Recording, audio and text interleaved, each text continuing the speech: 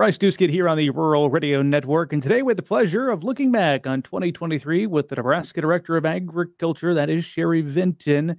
As we do so, Director Vinton, it's always fun to hear about the different places you get to travel and champion Nebraska agriculture.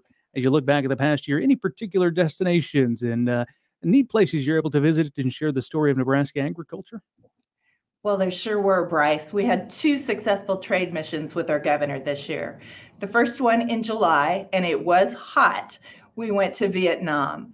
But it was worth it, Bryce. That's a developing market. It's a very young population, and they have growing income levels there. And we were able to sell more corn, more soybeans, and get some pork into that market. So we were very pleased with that trip. Our next trip was in September, right before Husker Harvest Days, and we went to Korea, one of our trusted old trading partners, and Japan. And both of those trips were successful as well. So it's important to develop new markets and to pay attention to our old trading partners as well. Maintain those relationships. Yeah, absolutely. Well, of course, you do a lot of different travel around the state of Nebraska as well. Kind of to that point, and building on another question for you, Director Vinton, how do you measure success from the perspective of the Nebraska Department of Agriculture? What were some of the things you're able to check off the list this year? Well, one of the big things that we were working on this year has to do with modeling and what's going to be accepted, because we all know that our farmers are practicing climate smart practices already. And this is going to play in hugely to the development of second generation fuels. And one of those fuels is sustainable aviation fuel, or SAF. And it's incredibly important that the measurements used and the modeling used to promote those products are qualified for tax credits. That's going to drive the processors to come to Nebraska. And just last week, we had great news that U.S. Treasury, who is in charge of accepting the modeling, has allowed the GREET model, the greenhouse gas model developed by Argonne Labs in California, to be used for this measure, rather than the international standard that was very dated and old and didn't take into account our new practices. So that was a big win this year, Bryce. As we look back on some of the other recent things happening from the Nebraska Department of Agriculture, I know you signed on to a letter, I believe sent to the Secretary of Agriculture, with some concerns about a country when it comes to importing their beef. What can you share with us about that? Yes, Bryce. Part of our mission here is to protect Nebraska agriculture, and livestock is the #1 industry in Nebraska. And so there were some concerns. Paraguay has been known to be a country that has had foot and mouth disease, and this can be brought in the importation of fresh meat. It's been since 2014 that USDA has made a trip to Paraguay to actually check on this. So we did ask Secretary Vilsack, along with 7 other directors of agriculture in the Midwest, to kind of hold off, do another review before you finally allow that importation to protect our livestock industry. Did you hear back on your letter? We have not heard back yet.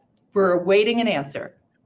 Perhaps something to come in early 2024. As we turn to the new year, what excites you the most about the work that you and your colleagues are doing at the Nebraska Department of Agriculture?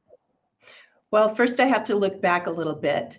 And I have to say, in Nebraska, whether it's in the office here at the Department of Agriculture, whether it's our field inspectors out across the state, or if I'm working with farmers or ranchers or our partners in industry, people truly are our most precious asset.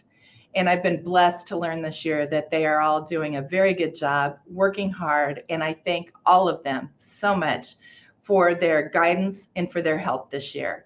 That's the #1 thing I've learned.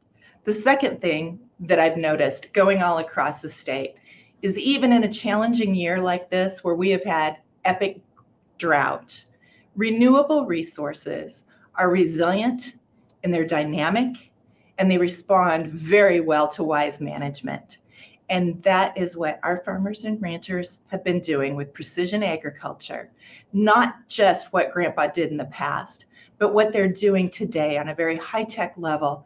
And it's going to continue to evolve and develop, and we're going to sell that in Nebraska and across the world as next year we continue to focus on full value-added agriculture.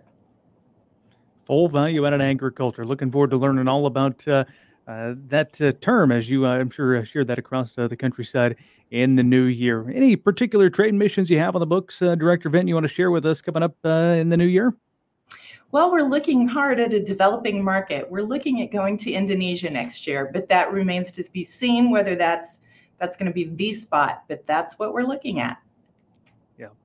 Also, wanted to ask you, Governor Pillen came out with an executive order calling back state employees to make sure they were back in the office. The work from home has become something a lot of people have become accustomed with.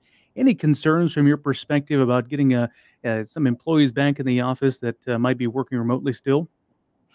Well, the Department of Agriculture actually pioneered hybrid work or working remotely outside the office because that's what over half of our employees do. That is their job in the field, much like farmers and ranchers. So, no, I don't have any particular concerns. I've found that our office is full of hardworking and dedicated employees that are on the job. Sherry Vin, the director of the Nebraska Department of Agriculture, our guest. Want to give you the final word. Anything else you'd like to share with us before we flip the page and enter the new year? Well, I would like to wish all of our farmers and ranchers, our consumers, and everybody in between a very Merry Christmas, a Happy New Year, and we'll look forward to a great 2024.